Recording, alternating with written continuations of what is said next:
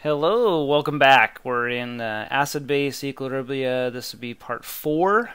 So in this one I want to talk about the relationship between the acid ionization constant and the base ionization constant in reference to conjugate pairs. We talked about conjugate pairs in previous episode, and so very important, comes up a lot. So just to illustrate it, I have this reaction here of carbonic acid turning into the hydrogen carbonate ion, and of course the hydronium ion.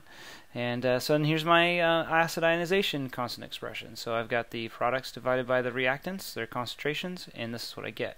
I get this Ka equals 4.3 times 10 to the negative 7th. So the question is since this is a conjugate pair, with all of our weak acids and bases we have conjugate pairs, which means that on this side, in this particular case, this is an acid. Why? Because it donates a hydrogen ion, or donates a proton, which is the Bronsted-Lowry definition of a acid. And so this one over here is its resulting conjugate base.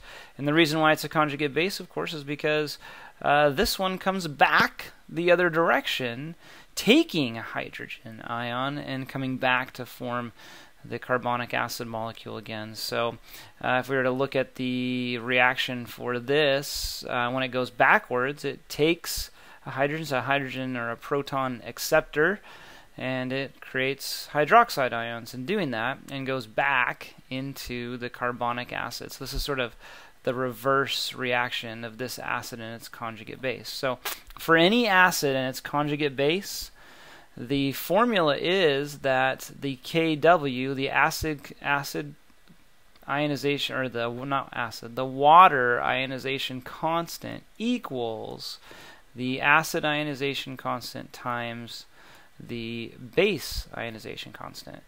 And so this is only the case with an acid and base in a conjugate pair situation for weak acids and bases. And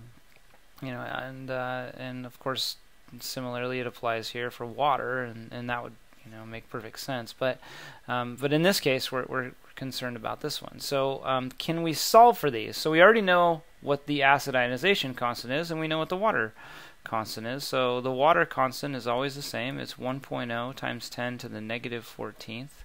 And so that's going to equal the Ka times the Kb. So we have 4.3 times 10 to the negative 7th for the Ka times the Kb. So that's going to give us an easy little problem to solve. So the Kb of the hydrogen carbonate ion coming back this way equals 1.0 times 10 to the negative 4th divided by 4.3 times 10 to the negative 7th. And so that leaves us with 2.3 times 10 to the negative 8th. So that's the easy way to do that, to find if you need a Kb. If you want to figure out what an ionization constant is, a lot of times they don't list the ions. They'll list these, but you'll know that the ion you're looking for is its conjugate base. So you could simply just set it up this way and quickly and easily solve for it. So oftentimes that's what's expected. The tables that they give you, like if you look in the back of your chemistry book, are usually not going to list all the ions, but they'll often list these, and so you can easily figure that out. Now, what if we were to say that we want to know if a particular salt, and let's say that our salt here is sodium hydrogen phosphate. Let's say that we were going to dissolve that in water. So we want to dissolve this in water, and we want to know, is the resulting solution, is it going to be acidic or basic? Acid or base? So that's the question. Is it going to be acid or base? So here's what you have to know. First of all, you have to know what these are going to break up into, and do either one of them form any sort of acid or base? Well, we know that sodium doesn't, because sodium's neutral, but hydrogen phosphate, we know, will affect the water around it. And we also know that hydrogen phosphate is going to be weak, and a weak acid type of thing, and or a weak base, and so it's going to have a resulting conjugate acid or a conjugate base. And so let's go ahead and set this up. So I have to set this up on the other side over here. So here we have it breaking up into 2 sodium ions, and those are neutral, so they don't affect anything. But the hydrogen phosphate will. Put the hydrogen phosphate in the water, and it will take one of those hydrogens to itself and create a basic situation and go back into carbonic acid.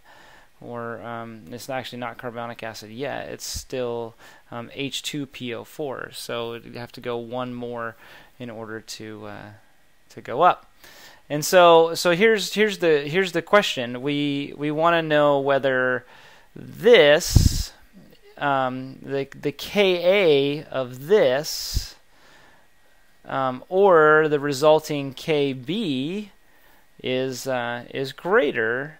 And so if the Ka is greater, then it's going to have an acidic solution. If the Kb is greater, we're going to have a basic solution. So let's go ahead and try to figure this out. So first of all, hydrogen phosphate, HPO4 with a negative 2 charge, not too hard to figure out the Ka. If you look up in the back of your book, there's often Ka tables. And so in this case, what we're going to find is phosphoric, and so H3PO4, but what we have listed is 3 Kas. We have a Ka1, Ka2, and Ka3. And that's because there's 3 hydrogens. This particular acid right here is what we call a triprotic acid, meaning that it has the opportunity to donate 3 hydrogens. It rarely does, and you'll see why in a minute. But definitely the first one, it does. So if we look it up at the table, it tells us that this one is 7.5 times 10 to the negative 3, and then 6.2 times 10 to the negative 8th. So notice the difference between the two. Much less likely to give off that second hydrogen as it is that first one, and then you can imagine that it's even more unlikely to lose the third one. So the third one says 4.2 times 10 to the negative 13th. So whatever our ion is in solution, we have to look at, okay, what is its Ka value?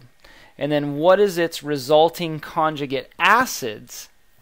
What is the Kb potential of it? So let's look at what it would look like if it had a Kb potential. Here's the Kb potential. We know what the acid potential of it is because that one was listed in the back of our book. So we figured out that the Ka is going to be 4.3 times 10 to the negative 13th.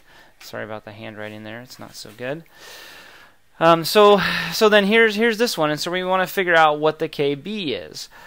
So here's our base, and this is our resulting acid right here. So here's our conjugate acid. So then the Kb, or we learned before in the previous page there that Kw equals Ka times Kb. Okay, so we know what Kw is, 1.0 times 10 to the negative 14th. The Ka, we want to figure out the Ka of its conjugate acid to figure out what this is Kb, because remember we're going to compare the Ka and Kb for just this one particular thing. So we know the Ka for that one, it's right here. We want to figure out the Kb for it, so we use its conjugate acid to figure out its Kb. So its conjugate acid is H2PO4, which is this number right here. So that is going to end up being the Ka in our equation. So we have 6.2 times 10 to the negative 8th times Kb. All right, divide those out, and you'll find out that Kb equals, in this case, let's see, 1.6 times 10 to the negative 7th. All right, so now we have the Kb for HPO4, -2, and we also have the Ka. So the Ka is right here for HPO4. So the Ka is 4.2 times 10 to the negative 13th, and the Kb is 1.6 times 10 to the negative 7th. So these are for the exact same ion. So with that ion, it has a resulting Kb, which is higher than its Ka. And so because of that, we determine that this particular ion, if it's going to dissolve from the salt, will be a basic solution. So that's the answer to that. That particular thing will become a basic solution. And stay tuned for more.